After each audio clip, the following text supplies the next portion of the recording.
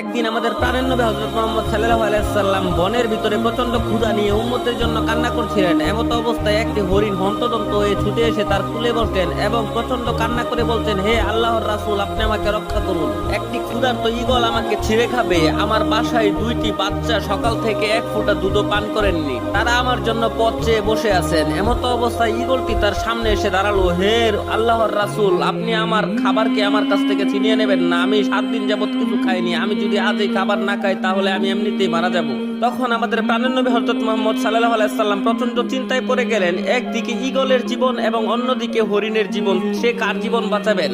তখন আমাদের প্রাণের নবী হযরত মুহাম্মদ সাল্লাল্লাহু আলাইহি সাল্লাম নিলেন এক কঠিন সিদ্ধান্ত। সে বললেন, হে ঈগল, তুমি আমার গালের মাংস খেয়ে তুমি তোমার ক্ষুধার নিবারণ করো, তবুও 2টি অনাথ বাচ্চাকে তুমি এতিম করো না। তখন ঈগলটি কান্না করে বলল, হে আল্লাহর রাসূল, আপনার গালের মাংস খাওয়ার বদলে আমি আমার জীবনটাই দিয়ে দিতে পারি। আমি আপনার জন্য আমার ক্ষুধা